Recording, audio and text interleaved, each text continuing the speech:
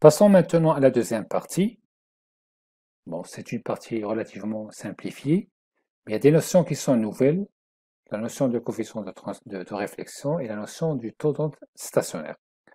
Bon, donc l'objectif de cette partie-là, c'est d'étudier la réflexion sur l'autre bout de la ligne de transmission, c'est-à-dire côté du récepteur.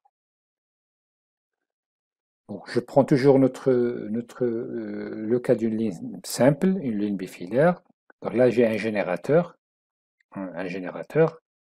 et de ce côté-là, j'ai un récepteur, c'est une charge ZL, et cette fois-ci, on va mettre l'origine ici, et on va choisir maintenant la direction, c'est de la charge vers le générateur, contrairement au cas précédent. Bon, est-ce qu'on va refaire tout le calcul? Est-ce qu'on va essayer de modéliser? On va rien faire de tout ça. On va juste dire que puisque le passage de la première phase à la deuxième phase, ça consiste en un changement de direction, c'est-à-dire on va juste remplacer la variation plus d de x par la variation moins d de x. Comment?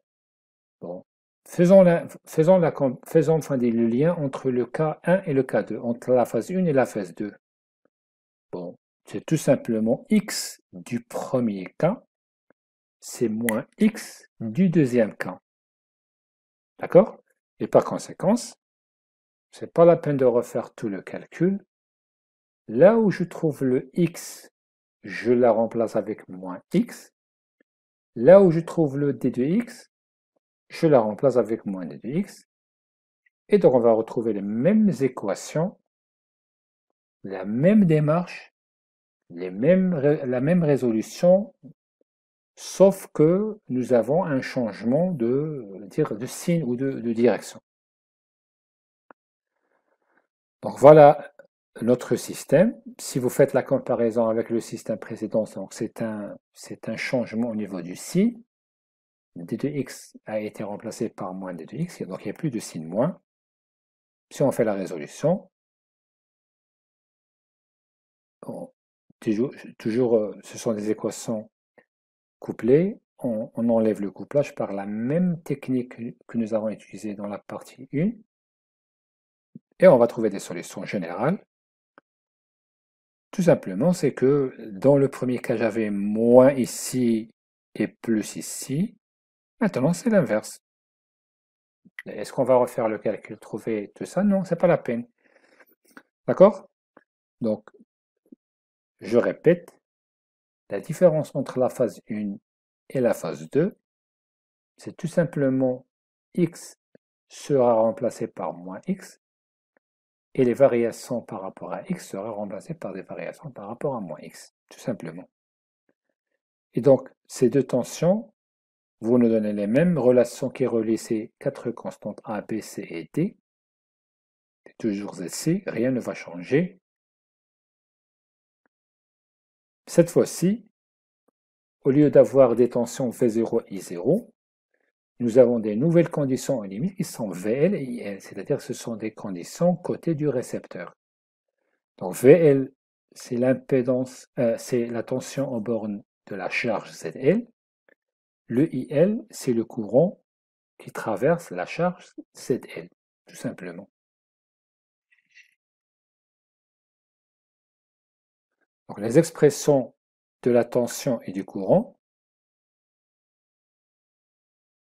en utilisant les lignes hyperboliques, regardez, j'ai remplacé V0 par VL, I0 par IL et X par moins X. Comme le cosinus hyperbolique il est 1, il est pair, donc cosinus de moins X, ça reste toujours cosinus de X, mais le sinus il est impair. Donc sinus de moins X c'est moins, et comme j'ai déjà un moins, donc ça va donner ça. D'accord? Donc la même chose pour le courant, j'ai 2 plus, dans l'expression, dans la phase 1, j'avais 2 signes moins, ici j'avais un signe moins, ici j'avais un signe moins, alors que ici, lorsque j'ai changé l'origine, c'est pratiquement un signe plus, et les conditions V0, I0 ont été remplacés par les conditions VL et IL. Et faites attention, je suis toujours dans le cas x égale à 0.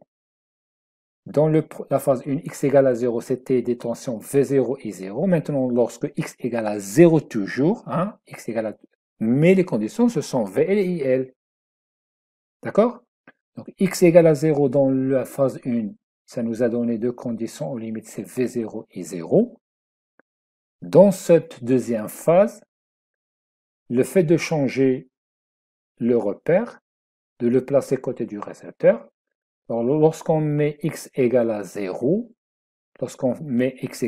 c'est-à-dire que je suis toujours du côté du récepteur, je suis du côté du récepteur, donc x égale à 0, ça va nous donner V, x égale à 0, donc c'est la tension VL, et I en x égale à 0, ça nous donne IL.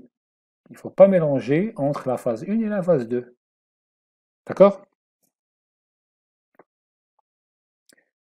Et par conséquent, on peut déterminer l'impédance en n'importe quelle position de la ligne, en faisant le rapport des deux. Maintenant, le coefficient de réflexion. Et ce coefficient, il est très très important pour plusieurs domaines d'application, que ce soit les lignes de transmission, que ce soit au niveau des antennes, parce que vraiment c'est un très très bon indicateur sur, on va dire, sur le degré d'adaptation de la ligne de transmission avec votre suite, avec le reste de votre système. Et ça, vraiment, c'est un coefficient que vous allez le voir dans les antennes, qu'on appelle S11, hein, S11, coefficient de réflexion, qui peut vous aider à déterminer le degré d'adaptation, également déterminer la bande passante, également, c'est-à-dire que c'est un paramètre très très important. Et donc, on peut le définir également en n'importe quelle position de la ligne, côté à l'entrée, à la sortie, en n'importe quelle position x. Et sa définition, c'est que le coefficient de réflexion, ça mesure la quantité des tensions réfléchies, la quantité des ondes réfléchies par rapport aux ondes incidentes. Donc, on va le définir maintenant en termes de tension. Donc, le coefficient de réflexion, c'est tout simplement le rapport de la tension réfléchie par rapport à la tension de l'onde incidente, par rapport à la tension, ou bien le courant réfléchi par rapport au courant incident, c'est pareil. Sauf qu'on peut pas, sauf qu'il y a deux types de coefficients de réflexion. Il y a celui en puissance, et puis il y a celui-là qui est en tension ou bien en courant. Ce sont deux coefficients qui vont donner des résultats complètement différents. D'accord? Donc je commence par le coefficient de réflexion. Voilà, donc c'est un rapport de la tension réfléchie. Là, dans le cas, on va dire, dans la première phase, le terme réfléchi, c'était B exponentielle plus gamma, alors qu'ici, c'est l'exponentielle moins gamma. D'accord? Donc, c'est un rapport de deux tensions. La tension réfléchie par rapport à la tension incidente. Donc, je recourbe les exponentielles de côté. Donc, ça nous donne B sur A exponentielle moins 2 gamma de X. Et donc, le B et le A, on peut les calculer facilement, hein, d'après les relations précédentes. On a vu comment calculer les A, le B, le C et le D. C'est la même démarche. On trouve que A, B sur A, c'est ZL moins ZC sur ZL plus ZC. Et ça peut nous donner une relation très très utilisée, très simple, en termes d'impédance. Alors, lorsque je suis du côté récepteur, c'est-à-dire x égale à 0, on va dire que gamma de x égale à 0, on va l'appeler gamma de L. Donc, le coefficient de réflexion gamma L, c'est quoi? Le coefficient de réflexion gamma de L, c'est quoi? C'est tout simplement le rapport de la tension réfléchie sur la tension incidente, mais au niveau du récepteur. C'est-à-dire lorsque x est égal à 0. Bon, il y a deux valeurs particulières, bien particulièrement intéressantes. du module de coefficient de réflexion, c'est lorsque le coefficient de réflexion est égal à 0 et lorsque le coefficient de réflexion est égal à 1 ou bien moins 1. Bon, le 1 ou le moins 1, ça veut dire le module, c'est la même chose. Bon, en termes de module, c'est 1, mais en termes de quantité générale, c'est plus ou moins 1. On va voir que la différence entre les deux, c'est un changement de phase. Mais sinon, en termes de valeur de module, nous avons deux valeurs particulières. C'est le gamma L égale à 0 et le gamma L égale à 1. Et on va discuter les deux cas. Donc, si je prends le premier cas, ZL égale à ZC, nous avons dit que dans le cas précédent, lorsqu'on branche le récepteur sur l'impédance ZC, il n'y a plus ni de tension réfléchie, ni de tension incidente. Je crois que ça, c'est clair. C'est-à-dire les termes B exponentielle moins gamma et D exponentielle moins gamma, ils sont nuls. D'accord? Donc, il n'y a pas d'onde réfléchie. C'est ce que nous appelons, on va dire, le régime d'onde progressive. Deuxième cas.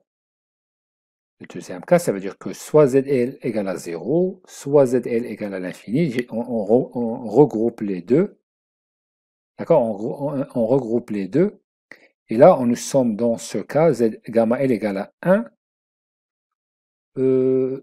Et lorsque je mets ZL égale à l'infini, il suffit juste de mettre ça ici. Voilà. Regardez, lorsque je mets ZL l'infini, donc ça donne gamma L égale à 1. Lorsque ZL égale à 0, ça donne moins 1. D'accord? Donc ZL égale à l'infini, le plus haut degré, donc c'est 1. Et l'autre, c'est moins 1. Donc dans ce cas-là, ZL égale à 0, ça nous donne un coefficient de réflexion égal à moins 1. ZL égale à l'infini, ça donne un coefficient de réflexion égal à 1. Mais en termes de module, ça nous donne toujours un 1. D'accord? Et là, puisque l'onde réfléchie existe, elle va rencontrer l'onde incidente et ça va nous donner ce qu'on appelle le régime d'onde stationnaire. D'accord? Donc, nous sommes en présence de deux types de régimes. Le régime d'onde progressive qui se produit à chaque fois qu'on n'a pas d'onde réfléchie. Et ceci ne peut se produire que lorsque le récepteur il est branché sur une impédance égale à ZC. Et sinon, si on sort de ce cadre-là, c'est-à-dire si on a une impédance ZL, elle est différente de ZC, que ce soit égal à 0, que ce soit égal à l'infini, que ce soit égal à une valeur quelconque, sauf le cas ZL égale à ZC, dans ce cas-là, nous sommes en présence de régime d'onde stationnaire pur. Bon, si je prends le cas particulier, gamma L égale à 1, et je considère le cas du link en court-circuit. Donc ZL égale à 0, gamma L égale à moins 1, et VL égale à 0. Un court-circuit, si la tension est nulle, la charge est nulle, mais le coefficient est égal à moins 1. Il suffit juste de remplacer le gamma L dans l'expression en fonction de ZL et ZC. Et là, nous avons des expressions de tension et du courant et de Zx qui sont simplifiées. Si je prends le cas du lien sans perte, voilà ce que je retiens. D'accord? Donc ça, c'est un cas, on va dire, c'est un premier cas, c'est une première application lorsque la ligne de transmission est branchée sur un récepteur possédant une impédance de charge qui est très très faible. Théoriquement, on dit égal à 0. Et donc ce 0-là, ça va nous donner un coefficient de réflexion égal à moins 1 et une tension égale à nulle. Et si je remplace ces valeurs-là dans les expressions de Vx, Ix et Zx, ça va nous donner des quantités simplifiées. Et là, on peut passer vers des lignes sans perte, c'est-à-dire gamma égale à J bêta, et là, ça va nous donner une grande simplification par la suite. Déterminons maintenant les différentes variations de la tension et du courant. Donc ce sont des variations, bien évidemment, qui se produisent dans le temps et dans l'espace. Bien évidemment, nous avons des expressions qui sont établies dans le domaine complexe. Donc, ce qu'on veut, c'est d'essayer de passer aux parties réelles, parce que ce sont les parties qui sont porteuses d'informations. Une première simplification, c'est que le temps, il varie d'une manière sinusoïdale en exponentielle j oméga de t, et par conséquence, ma vraie tension, c'est la partie réelle de la tension V de x qui est complexe fois, on va dire, la fonction du temps qui varie en exponentielle j oméga de t. De même, l'expression du courant réel, c'est toujours la partie réelle du courant complexe fois l'exponentielle j oméga de t. Bon, si on suppose que I de L, c'est-à-dire le courant à l'extrémité du récepteur, il est complexe, c'est-à-dire on va essayer de se placer toujours dans le cas général. Donc si on a un courant et qui est une condition aux limites côté du récepteur, s'il est complexe, c'est-à-dire il s'exprime comme un terme amplitude et un terme de phase. Donc, je remplace dans l'expression de V de x, je la remplace et je vais me retrouver avec cette nouvelle expression. D'accord? Il suffit juste de remplacer V de x par son expression dans laquelle vous allez remplacer le IL par cette expression et on va se retrouver avec la tension qui est égale à l'expression suivante. De même, pour le courant. D'accord? Et par conséquence, si je prends le réel de ça, si vous prenez ça, c'est un nombre complexe. Donc, laissons ce côté de gauche à part. Donc, l'exponentielle j oméga de t, c'est un cosinus plus un j fois le sinus. Le cosinus avec ce j, ça va nous donner une partie imaginaire. D'accord? On ne va pas l'utiliser. Mais si vous prenez la partie imaginaire de cette exponentielle qui est le j sinus, le j avec le j, c'est un moins, on le voilà. Donc ce qui reste, c'est zc fois il fois sinus bêta x fois le sinus oméga de t plus phi. Voilà. Par contre ici, ce terme-là, c'est un terme purement réel. Donc le réel de cette quantité, c'est le réel de l'exponentielle. Et le réel de l'exponentielle, c'est un cosinus.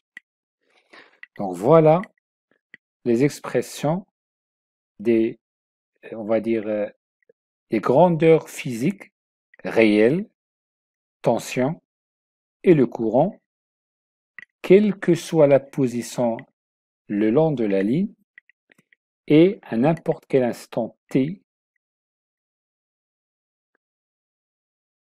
Donc, si on développe encore notre tension, donc j'essaie de revenir en arrière, regardez bien. Si j'essaie de se débarrasser de moins, parce qu'un moins, c'est l'équivalent d'un déphasage. C'est l'équivalent d'un exponentiel j de pi. Donc, un exponentiel j de pi, c'est un déphasage de pi. C'est une opposition de phase. Donc là, je vais me débarrasser de ce moins-là. Le voilà. Donc on obtient un sinus oméga de t plus phi. Et là, au lieu de laisser le cosinus, on l'a transformé en sinus. Pourquoi ça? Pour avoir les mêmes formes et pour qu'on puisse facilement tirer le déphasage qui peut exister entre la tension et le courant, et tout cela juste pour représenter graphiquement d'une manière très très simple la tension et le courant. C'est-à-dire, si je représente la tension, on va dire qu'il y a un certain déphasage, donc on va essayer de prendre cette courbe, d'accord? Cette courbe et de faire le déphasage, mais bien évidemment en changeant l'amplitude, parce qu'ils n'ont pas les mêmes amplitudes. Donc à ce niveau-là, regardez bien, vous avez un sinus ici, un sinus ici, donc je vois que c'est un déphasage, hein, c'est un déphasage de pi sur 2. Entre le sinus dans le temps et ce sinus-là, il y a toujours un déphasage de pi sur 2.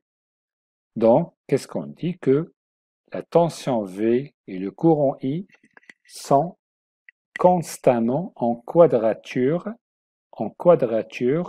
dans le temps, c'est-à-dire le décalage, le déphasage dans le temps, c'est pi sur 2, quel que soit le temps, et le déphasage dans l'espace, il est toujours de pi sur 2. Donc maintenant, si on veut représenter ces deux signaux, on doit chercher les différentes, la périodicité des variations, c'est-à-dire nous avons un signal V qui est sinusoïdal, nous avons un courant I qui est sinusoïdal, d'accord? Bon, ici, vous voyez bien que j'ai deux variables en parallèle. Bon, on peut représenter des courbes en 3D où il y a l'espace et le temps, mais on va dire que c'est un tout petit peu difficile. Donc l'idée, c'est quoi? C'est de considérer dans un premier temps que x est constante, d'accord? Et travailler avec le temps comme une variable, c'est-à-dire toute cette quantité-là, on peut la voir comme une certaine amplitude. Et ce terme-là, c'est un terme variable. De la même façon pour le courant, on peut faire la même chose si je prends cette fois-ci le sinus oméga de t plus phi plus pi, c'est-à-dire les fonctions dans le temps constantes, on va faire varier x. D'accord? Ça, c'est une manière, on va dire, très simplifiée pour représenter le signal Vx de t et le signal Ix de t. C'est-à-dire, je représente la tension. Une fois je la représente en fonction du temps, sachant que x est constante, une fois je fais l'inverse, de même pour le courant. Maintenant, étant donné que j'ai deux signaux qui sont sinusoïdaux, on sait bien qu'un signal sinusoïdal, il va se répéter de la même manière au cours d'une certaine durée. C'est pour cela qu'on a insisté sur la recherche de la périodicité. Il va s'annuler, il va passer par des valeurs maximum, il va passer par des valeurs minimales. Donc c'est ça le signal sinusoïdal. Il varie de la même manière au cours d'une certaine durée, au cours d'une certaine période. N'oubliez pas qu'ici nous avons deux variations. Nous avons une variation dans le temps, nous avons une variation dans l'espace, et par conséquent, on peut parler de deux périodes. Une période temporelle, c'est ce qu'on connaît, c'est la période, et une période spatiale, c'est ce qu'on appelle la longueur d'onde. D'accord? Donc, la tension et le courant, étant donné qu'ils ont une forme sinusoïdale, c'est-à-dire ils vont se reproduire de la même manière au cours d'une période et au cours d'une longueur d'onde. On veut savoir quand est-ce qu'ils sont nuls, quand est-ce qu'ils sont minimales et quand est-ce qu'ils sont maximales. Donc, si je prends i égale à 0, donc, bien évidemment, je vois que i il est nul lorsque bêta x, lorsque bêta x est égal à, lorsque bêta x est égal à pi sur 2, égal à 2k plus 1 pi sur 2. D'accord? Ou bien, si je prends ce terme-là, c'est bêta x plus 2 égal à kpi. D'accord? Donc, ça veut dire que d'après cette expression, en remplaçant bêta par 2pi sur lambda, je vois bien que x égale à 2k plus 1 lambda sur 4. C'est-à-dire, à chaque fois que x passe par cette valeur-là, modulo de k pi sur 2, hein, quelle que soit la valeur de k, k c'est un entier, on va dire, k c'est un entier appartenant à z, et donc, à chaque fois que x égale à cette valeur-là, pour les différentes valeurs de k, le courant sera nul. Quand est-ce qu'il sera maximal?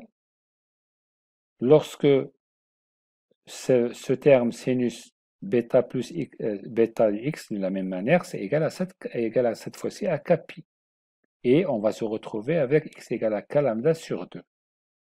D'accord? Donc, voilà les différentes positions. Voilà les différentes positions. X lorsque le courant il est nul. X lorsque le courant il est maximal ou bien minimal. Et là, je représente, regardez bien, on représente le courant I, ici, la variable X. C'est-à-dire, je considère que le temps, il est constant. Et par conséquent, là, j'ai une périodicité de lambda. Ici, de même de lambda. Hein, si je prends les deux courbes, c'est courant et tension dans l'espace. Ici, l'amplitude, je la considère que c'est une amplitude constante qui dépend bien évidemment du temps et du terme qui reste. Regardez bien, tout ce sinus et ce ZLIL, c'est le terme amplitude. Et ce sinus et le IL, c'est un terme amplitude.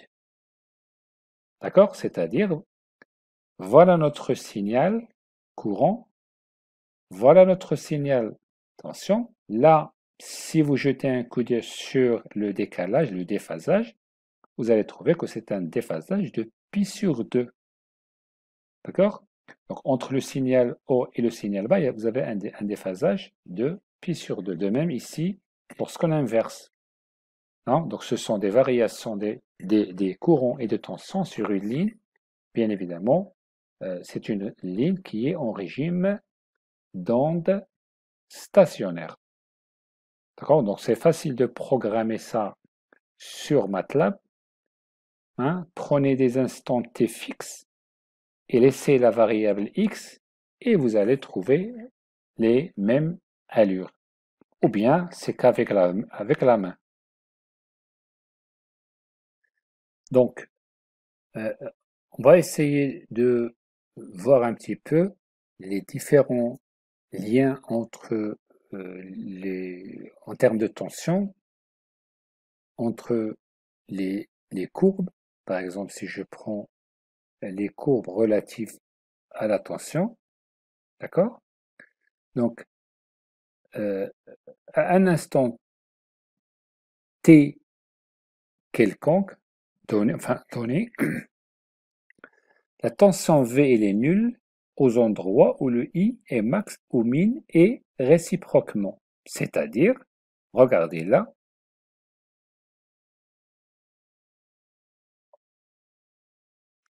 donc regardez ici, si je prends par exemple la tension petit v, donc je vois bien que la tension V, c'est la deuxième courbe.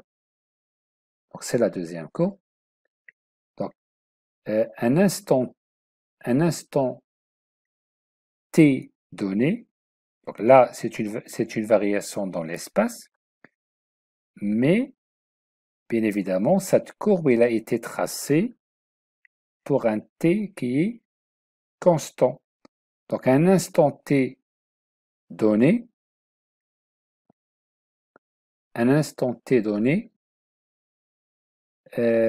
V ici elle est nulle, là elle est nulle, mais dans ces positions-là, ça correspond à un courant qui est nul et un courant ici, il est maximal. D'accord? Donc, un instant t donné, C, elle est nulle aux endroits où le I, elle est minimal et le I, elle est maximal. Si je prends ici la courbe D à une position X fixe, la tension, elle est nulle pour un courant, elle est minimale et pour un courant qui est maximal. Donc c'est ça, en quelque sorte, ce qui est écrit dans les deux figures. D'accord? Une chose importante, c'est que il ne faut pas oublier que lorsqu'on fait des mesures avec des appareils, quelle que soit leur nature, bon, tout ce qu'on mesure, ce sont des valeurs efficaces, d'accord? Ce sont les valeurs efficaces qu'on peut mesurer à travers les appareils de mesure, c'est-à-dire les valeurs efficaces, c'est lorsque la tension, elle est divisée par la racine de 2. Maintenant, on va essayer d'étudier les variations de l'impédance d'entrée, cette fois-ci, toujours en court-circuit. Donc, d'après ce que nous avons vu précédemment, donc l'impédance égale à J fois ZC fois la tangente bêta de X. Donc, les variations de l'impédance d'entrée d'une ligne en court-circuit sont les mêmes que celles de tangente bêta, parce que ZC, c'est une constante, et le J également, c'est une constante. Donc les variations de Z, ce sont les mêmes variations de tangente bêta. C'est la raison pour laquelle on va représenter les tangentes et ça va nous donner une certaine, on va dire, une liaison entre la variation de cette tangente et la variation de l'impédance d'entrée, bien évidemment dans le cas d'une ligne en court-circuit. Donc si je prends ici, si je trace la tangente bêta de x, d'accord, donc la courbe, il augmente. Donc là, vous avez ce qu'on appelle des asymptotes verticales pour des différentes positions π sur 2, 3π sur 2, 5π sur 2, etc. D'accord? Donc là, vous avez cette quantité, elle est positive, celle-là, elle est négative, mais celle-là, elle est nulle. C'est-à-dire, on va discuter, on va dire les quelques cas possibles. D'accord?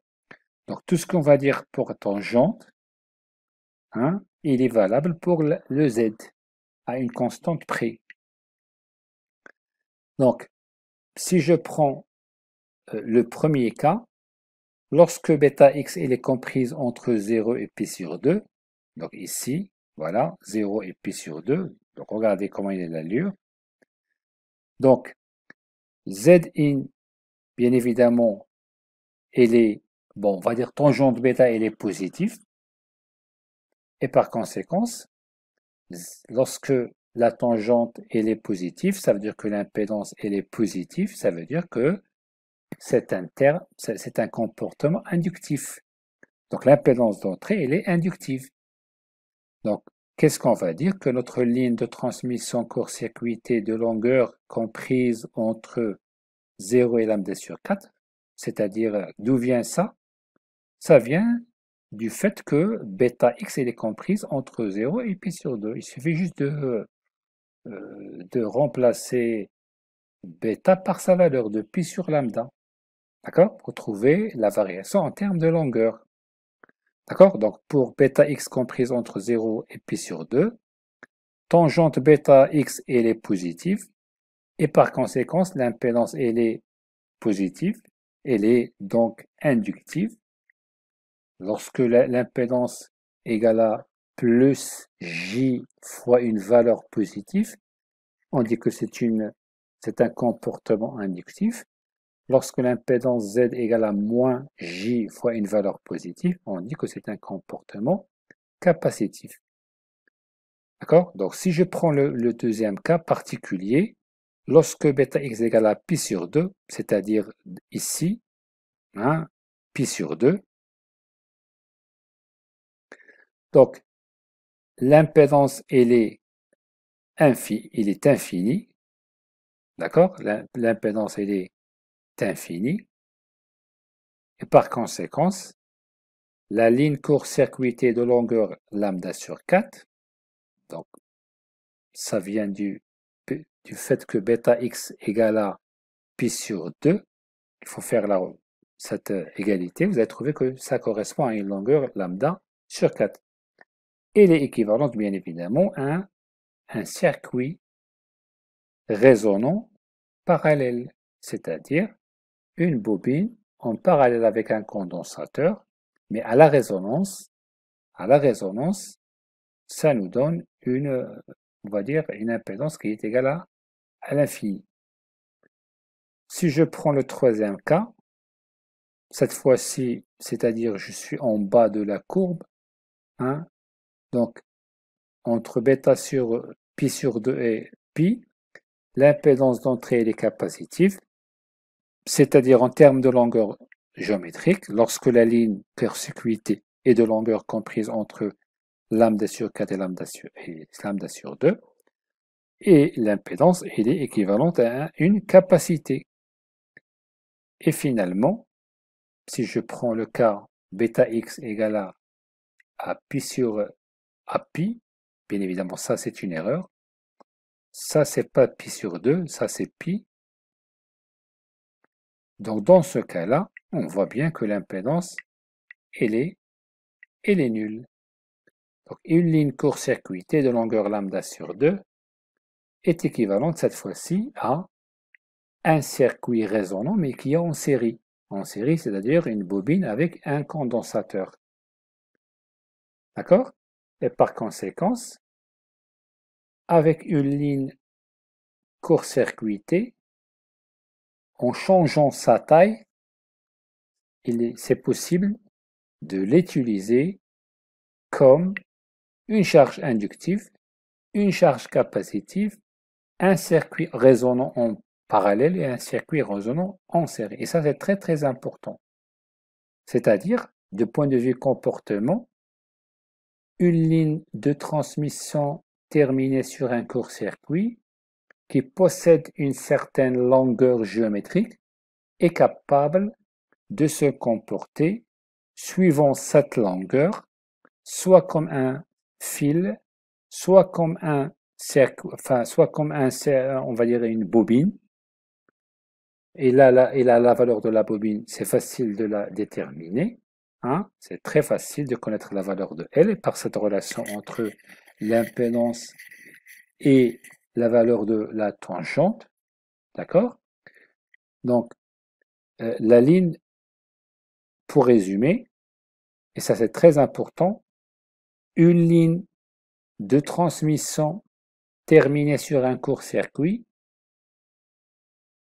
qui possède une certaine longueur, elle est capable de se comporter comme soit une charge inductive, soit une charge capacitive, soit une charge, c'est-à-dire un circuit résonant en parallèle, soit un circuit série résonant. D'accord? Et par conséquence, on va dire que le stub que nous allons voir dans le prochain chapitre constitue une application directe de ces propriétés. C'est-à-dire que le stub est un élément très important dans l'adaptation, utilisé pour l'adaptation, que ce soit, on va dire, d'une manière unique, que ce soit d'une manière, on va dire, doublée, est un élément qui est terminé sur un court-circuit et qui possède une certaine longueur elle est variable, d'accord, et qui peut servir à réaliser une impédance d'entrée variable en agissant bien évidemment sur la longueur. Et ça, c'est très important. Bon, maintenant, si je prends le deuxième cas d'une ligne en circuit ouvert, donc l'impédance circuit ouvert, c'est-à-dire côté récepteur, c'est-à-dire une charge ZL, il est infini, et ça correspond à un coefficient de réflexion égal à 1, et bien évidemment, le courant, il est nul. Hein, le courant côté charge. Si on fait le calcul, on trouve la tension, courant et l'impédance qui ont les formes suivantes. Donc, dans le cas d'une ligne sans perte, il suffit juste de remplacer gamma par J fois bêta et de faire les simplifications que nous avons déjà vues précédemment. Donc maintenant, si on veut déterminer les vrais signaux, V de x de t et de x de t, il suffit juste de prendre les valeurs partie réelle des signaux tension Vx fois l'exponentielle et tension et le courant I fois l'exponentielle. Donc voilà, on va essayer de faire de la même chose. Hein, la même chose. Donc là, regardez bien, entre sinus dans l'espace et le sinus dans l'espace, vous avez un décalage de pi sur 2.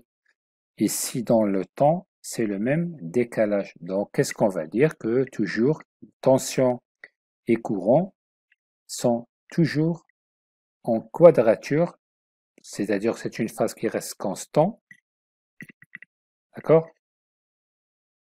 Et la seule différence par rapport au cas précédent, c'est que les variations de la tension et du courant sont ici les mêmes. D'accord? Il suffit juste de représenter les variations et vous dire que les variations de la tension et du courant sont ici les mêmes dans le temps et dans l'espace que celles observées précédemment dans le cas ligne en court circuit, respectivement pour la tension et pour le courant. Donc, dans le cas d'une ligne terminée sur une réactance, c'est-à-dire une impédance qui est purement imaginaire, et ici, on va discuter, on va dire qu'il y a deux cas, soit que cette réactance, elle est positive, soit elle est négative.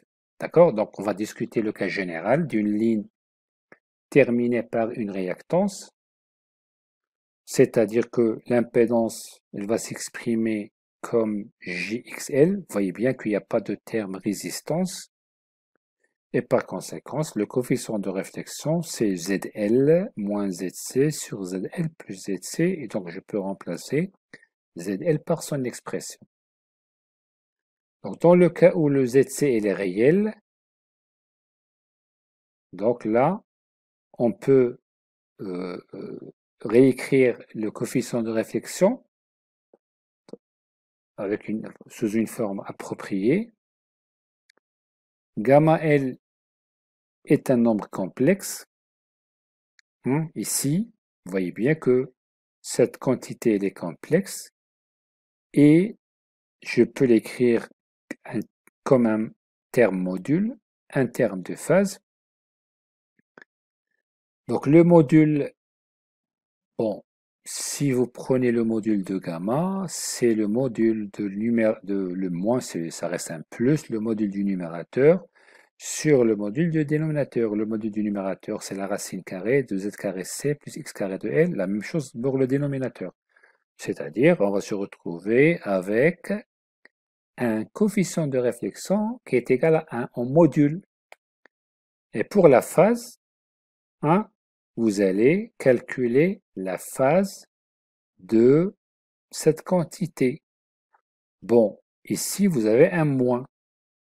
Donc, le signe moins, ça correspond à un déphasage de pi. Moins 1, c'est l'exponentielle j fois pi. Et donc, le moins, ici, c'est un déphasage de pi. D'accord? Donc, le déphasage ici, le déphasage du numérateur, c'est moins arc tangente de xl sur zc. Là, il faut faire une rectification, c'est xl. D'accord? Et là, moins, donc c'est l'argument ici, moins l'argument du dénominateur. L'argument du numérateur, c'est moins l'arc tangente de xl sur zc. L'argument de dénominateur, c'est xl arc tangente de xl sur zc. C'est-à-dire, on va se retrouver avec moins pi, avec pi moins 2 fois arc tangente de xl sur zc. Donc, les expressions de la tension et du courant deviennent, d'accord? Il suffit juste de remplacer les termes réfléchis, que ce soit dans la tension, que ce soit dans le courant, en fonction du coefficient de réflexion. D'accord? N'oubliez pas que notre coefficient de réflexion, c'est un rapport de tension entre la tension réfléchie sur la tension incidente ou bien entre le courant réfléchi sur le courant incident. D'accord?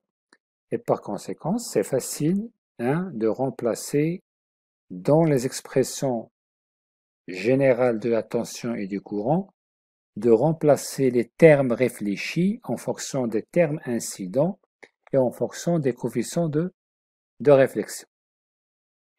De même, si je prends K du lit sans perte, donc c'est juste un petit changement au niveau de gamma, la constante de propagation, ça devient quelque chose qui est purement imaginaire.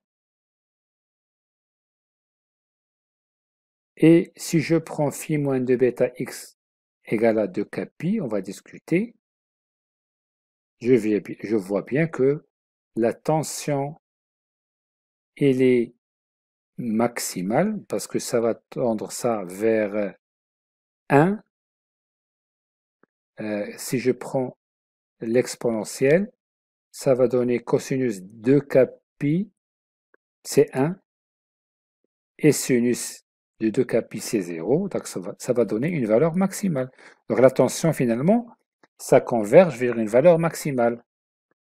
Alors qu'ici, si je prends ce terme-là et je remplace ce déphasage phi moins 2 bêta x par 2k pi, ça va donner une valeur de 1. 1 moins 1, c'est 0. Donc, dans le cas où le phi moins 2 bêta x égale à 2k pi, la tension il est maximale et le courant il est nul. D'accord? Donc, si je prends le deuxième cas, donc le deuxième cas, c'est-à-dire phi moins 2 bêta égale à 2k plus 1 pi, bon, on va voir que c'est le courant qui est maximal et la tension il est nul. Donc, finalement, la variation de la tension et du courant est donc la même que dans le cas d'une ligne en court-circuit ou en circuit ouvert, mais tout simplement que les maxima et les minima, nuls, sont tous décalés d'une longueur identique, dépendant de la valeur de la charge, bien évidemment. D'accord? Donc, tout va dépendre de, on va dire, de la valeur de la charge. Donc, si je prends le cas général d'une ligne à coefficient de réflexion quelconque, voilà. Donc, c'est ce que j'ai dit. On va discuter maintenant, on va généraliser. On va généraliser. Donc, la tension Vx, c'est une tension incidente plus une tension réfléchie. Cette tension réfléchie, je l'ai remplacée en fonction du coefficient de réflexion et de la tension incidente. Et là, on a déjà vu ça. On a vu précédemment, c'est que le coefficient de réflexion, ça permet d'exprimer la tension réfléchie en fonction de la tension incidente. De même pour le courant. Et je vais remplacer ici au niveau de l'impédance et ça va donner cette expression. Bon, de même, si je prends une ligne sans perte, hein, les expressions de la tension et du courant et de l'impédance seront simplifiées. Et là, on peut discuter, bien évidemment,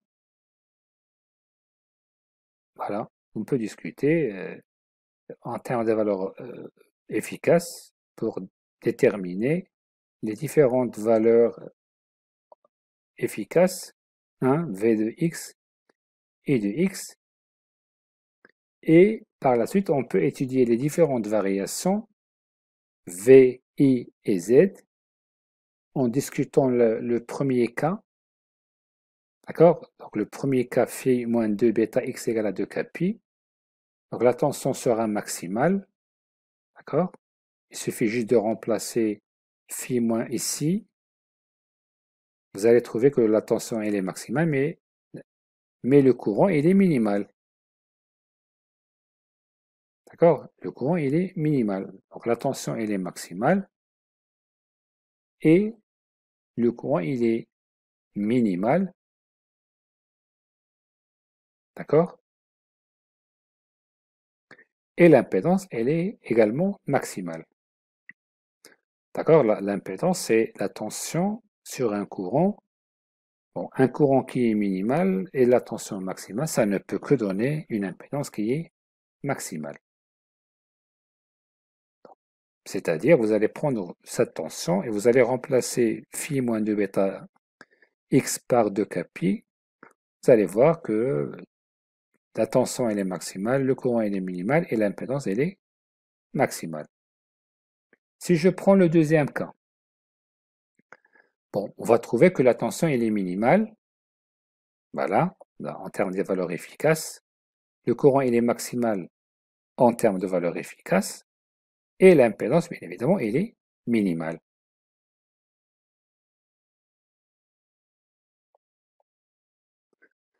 Donc finalement, entre deux maximums et deux minimums, il y a une séparation de lambda sur 2. Donc qu'est-ce qu'on veut dire? Qu'est-ce qu'on peut conclure? Que les variations de toutes ces quantités de tension et de courant se font avec une périodicité de lambda sur 2.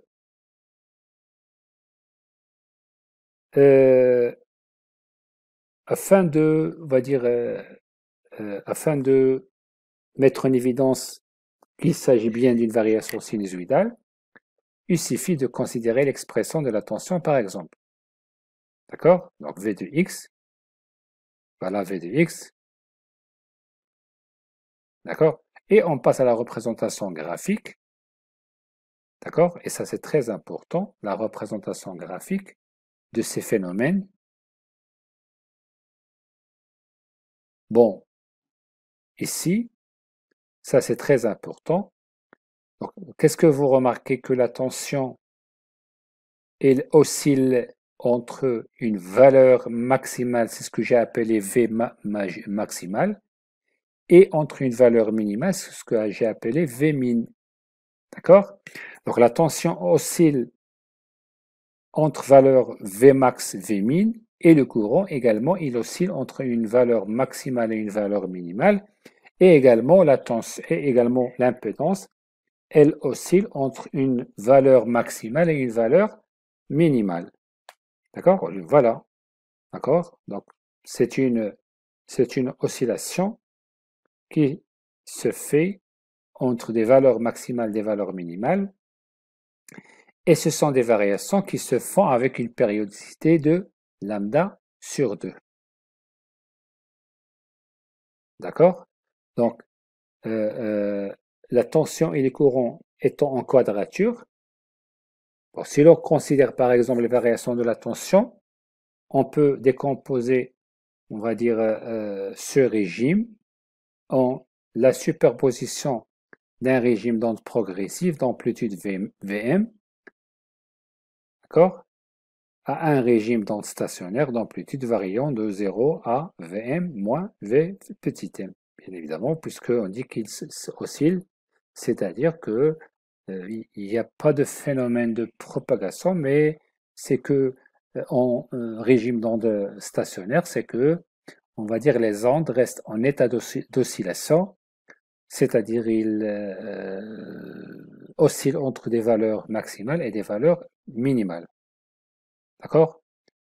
Donc, petit résumé, c'est lorsque le gamma de L égale à 1, donc c'est un régime d'onde stationnaire. Lorsque gamma égale à 0, c'est le régime d'onde progressive. Donc gamma L égale à 0, on sait bien que ça donne Z L égale à ZC, c'est l'adaptation. Il n'y a pas de, il y a pas de, il y a pas de retour, il n'y a pas d'onde retour qui retourne vers le générateur, donc ils ne vont pas rencontrer les ondes incidentes, donc il n'y a pas d'onde stationnaire. Mais par contre, lorsque je dis gamma L égale à 1, c'est-à-dire que la tension réfléchie égale à la tension incidente, ou bien l'onde réfléchie égale à l'onde incidente, ben là où j'ai vraiment un problème, c'est que il y a un problème, c'est que l'onde qui a été générée par le générateur, malheureusement, il n'a pas été transférée vers le récepteur et une partie, bien évidemment, une partie a été, ou non pas une partie, bon, ça dépend de la valeur du coefficient de réflexion, mais ici, lorsque je dis que gamma est égal à 1, ça veut dire que la même quantité de l'onde réfléchie est égale à celle de l'onde incidente. Maintenant, passons à la notion du rapport d'onde stationnaire. Bon, si on veut mesurer ces ondes qui se produisent dans la ligne, d'accord, les ondes stationnaires qui se produisent dans la ligne, on va les mesurer à travers un paramètre qui s'appelle le rapport d'onde stationnaire. Bon, on va dire, il y a des gens qui l'appellent un taux d'onde stationnaire, mais je crois que l'appellation la plus exacte, c'est le rapport, puisque un taux, ça prend des valeurs entre 0 et, % et 100% qui est égal à 1, alors que ce n'est pas le cas. Un rapport d'onde stationnaire, ici, ça peut prendre des valeurs qui dépassent le 1. D'accord? Et par conséquent, on préfère appeler rapport d'onde stationnaire, et en anglais, on l'appelle Voltage Standing Waves Ratio. D'accord? Donc, c'est une quantité très très importante qui va mesurer le taux d'onde stationnaire qui se produisent sur une ligne lorsque cette ligne il n'est pas du tout adaptée.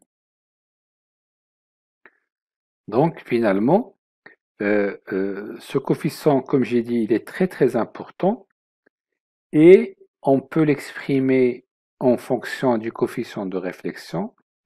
Et voilà cette expression qui lie le rapport d'onde stationnaire avec le coefficient de réflexion. D'accord? Donc le coefficient de réflexion, d'une manière générale, il est compris entre 0 et le 1. Hein, ce sont les valeurs extrêmes. 0, adaptation. Le régime 1, c'est le régime d'onde stationnaire.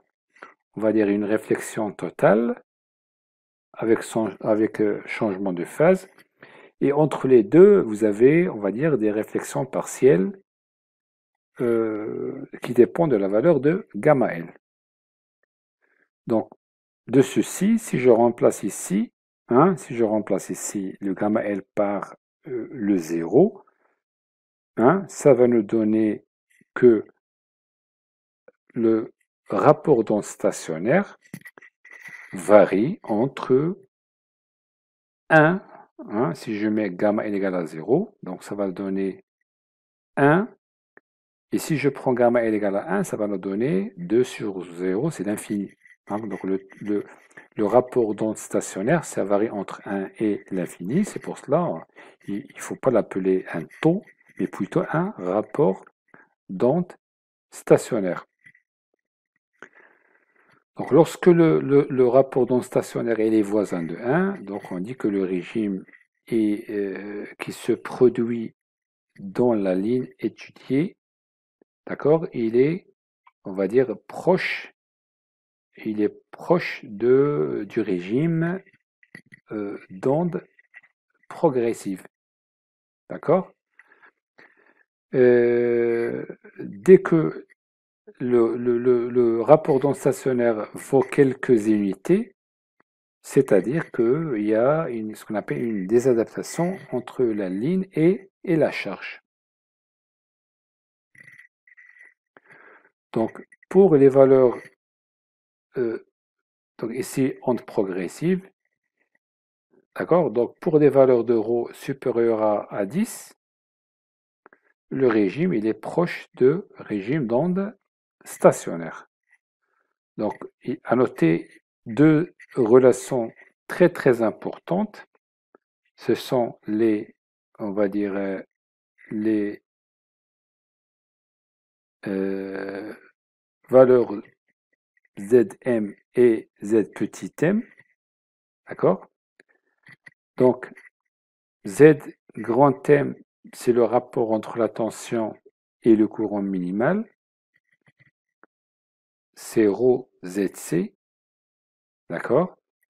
Et l'impédance minimale, c'est la tension minimale sur le courant maximal, égale à ZC sur ρ. Donc, ce sont deux relations très très importantes qu'on doit retenir, parce que c'est très important dans on va dire, la phase pratique lorsqu'on veut utiliser le bon didactique, qui est un bon très très important qui nous permet de comprendre toutes ces informations que nous avons vues ici dans ce cours. Et la grande importance, ça sera évoqué lorsqu'on passe vers le cours des guides d'onde. Donc, en général, ZC elle est réelle, d'accord? Généralement, les lignes de transmission qu'on trouve sur le marché, ils ont une impédance caractéristique réelle, c'est-à-dire que on va dire que les valeurs de Zm et Zm, ce sont réelles. D'accord? Donc, lorsqu'une ligne d'impédance caractéristique réelle est fermée sur une impédance quelconque, il y a deux points de cette ligne où l'impédance est réelle. Ce sont les points où la tension est maximale ou elle est minimale.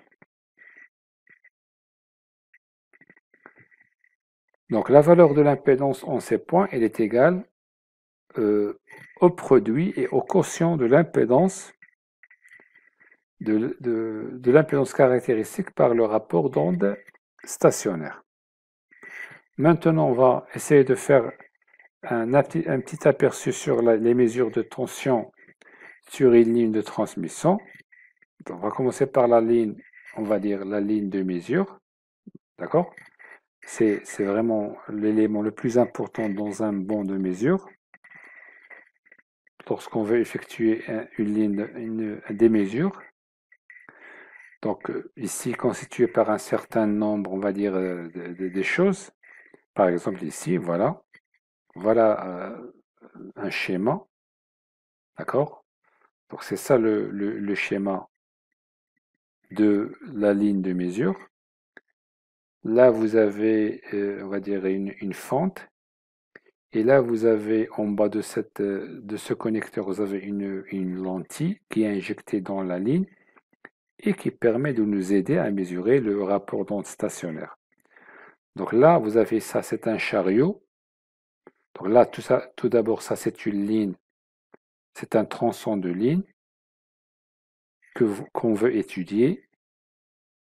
Il y a sur sa surface, il y a une fente longitudinale qui a été ésinée. Vous avez ici un chariot qui se déplace. Et vous avez, comme j'ai dit, une lentille ou bien une sonde à l'intérieur qui va nous aider à mesurer ce qu'on veut mesurer.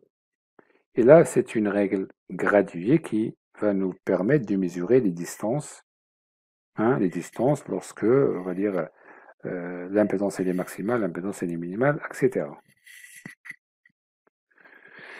Donc, également, on va dire que pour faire la mesure des rapports d'onde stationnaires, on va se servir d'un indicateur d'onde stationnaire. D'accord? Donc ici, je crois, voilà le schéma. Donc ça, c'est un appareil qui nous permet de mesurer le rapport d'onde stationnaire. D'accord? Donc là, ici, c'est un appareil analogique à aiguille. Ça permet de mesurer le rapport d'onde stationnaire soit en échelle linéaire, soit en échelle logarithmique, en dB. Là, vous avez des valeurs d'atténuation variables. D'accord? Donc, l'indicateur ou bien le schéma d'un indicateur d'onde stationnaire, il est constitué, on va dire, d'un cristal détecteur ou bien d'une diode. D'accord? Choisi pour, on va dire, la gamme de fréquences utilisée. D'accord? Et, attends, donc ici, on va dire, et ici, c'est une capacité qui peut aider à se débarrasser ou bien réduire de la capacité parasite. Et puis là, vous avez, on va dire, un milliampère-mètre ou bien millivoltmètre continu. D'accord? Donc ici, V, c'est une tension qu'on applique à l'entrée de notre diode ou bien de notre cristal détecteur. On va dire que le courant qui sera délivré est un courant qui a une forme, on va dire, de la forme suivante. Hein, la forme suivante, c'est une forme de type A1 A cosinus oméga de t plus A2 A cos oméga de t au carré. D'accord? Qu'on peut développer ça, hein, qu'on peut le développer.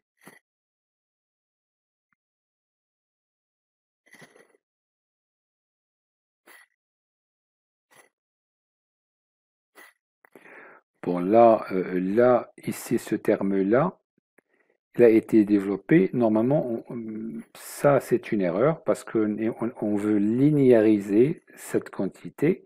On veut se débarrasser de ce carré. Donc là, ça n'a pas de sens. Donc normalement, c'est A indice 2A au carré sur 2, mais fois cosinus de oméga de t. Donc là, c'est une erreur. D'accord? Donc, lorsqu'on injecte un signal sinusoïdal ici, d'accord, donc on va dire le condensateur, qu'est-ce qu'il va faire? On va dire il va essayer de supprimer, on va dire, les composantes sinusoïdales. Comme ça, on mesure que des composantes qui sont continues. C'est-à-dire que le milliampère-mètre, ce qu'il va mesurer ici, il va mesurer que des composantes continues.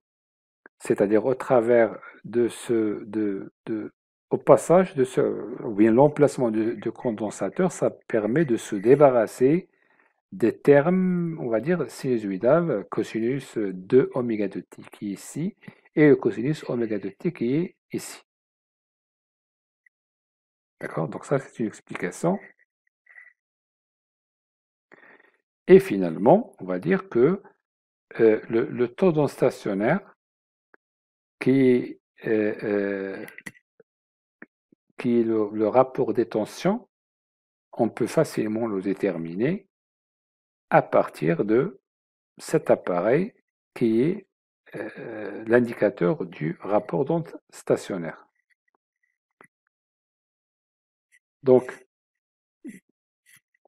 on va essayer de savoir comment mesurer l'impédance de charge d'une ligne de transmission. Donc, principe de mesure. Donc, pour x égale à 0, c'est-à-dire je suis du côté du récepteur et j'ai cette expression. Là, je vais inverser, je vais essayer d'exprimer Z et cette fois-ci en fonction du coefficient de réflexion. Donc, le calcul de l'impédance de charge d'une ligne de transmission nécessite le calcul du coefficient de réflexion. D'accord? Donc ici, là, j'ai essayé de trouver le lien entre le coefficient et le taux d'onde stationnaire. D'autre part, on va dire la position d'un minimum, d'un minimum de tension est définie à partir de cette quantité, le déphasage moins 2 bêta x de m égale à 2k plus 1. Et par conséquent, le phi égale à cette quantité de bêta x de m plus pi. D'accord? Donc là, ça permet de déterminer la position d'un minimum de tension. Maintenant, la technique de mesure. Donc la mesure du rapport d'onde stationnaire se fait, comme nous les avons dit, par l'indicateur. Et la mesure de xm se fait à partir de la distance entre la charge et l'un des minimums et de tension sur la ligne. Donc si je prends le schéma suivant, donc je prends ma ligne, d'accord? Il est terminé sur une impédance ZL, d'accord? Bien évidemment, on prend le cas où notre origine ne coïncide pas avec l'impédance de charge.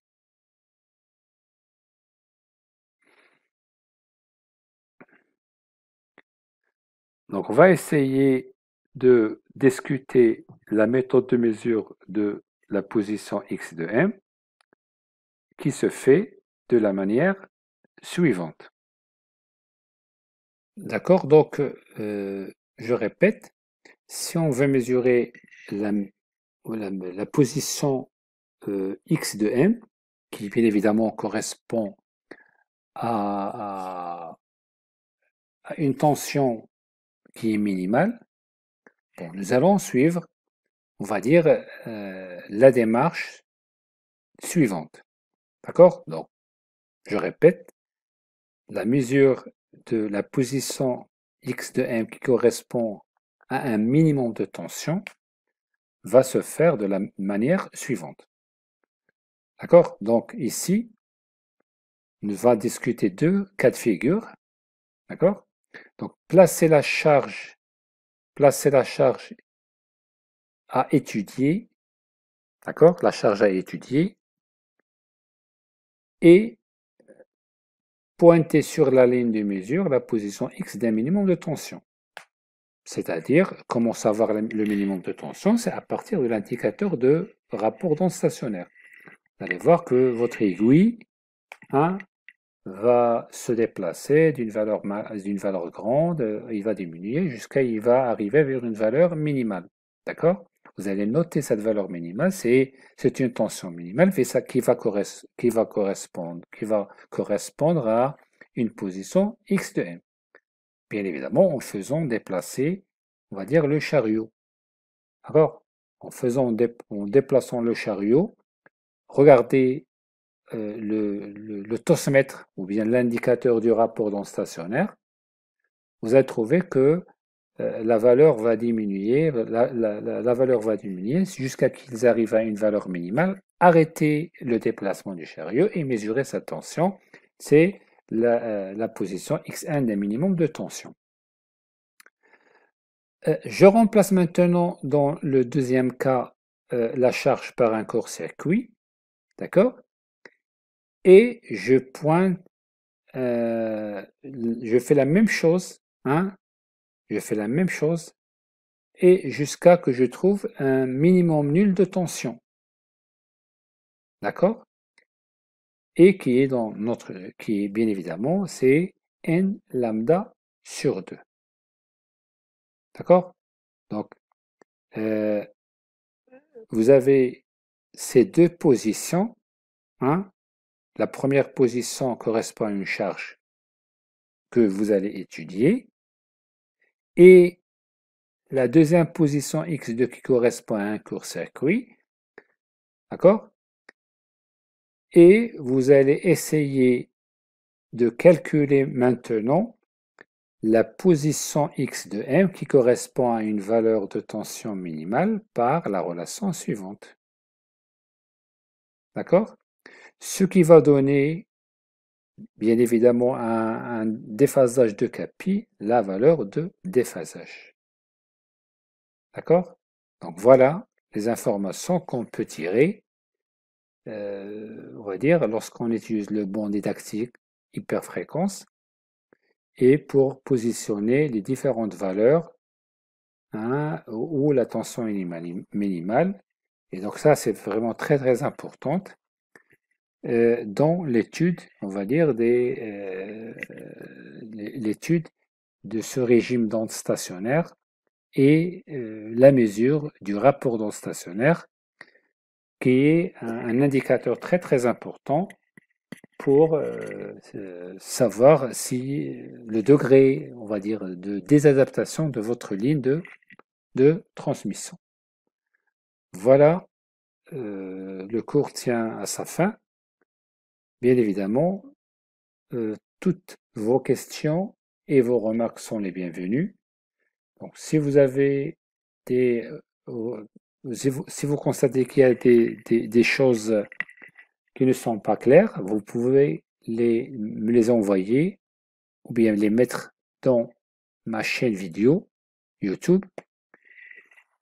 Et bien évidemment, le prochain cours sera dédié, on va dire, aux techniques d'adaptation qui sont largement utilisées dans plusieurs domaines des télécoms. Et rendez-vous le prochain cours. Merci pour votre attention.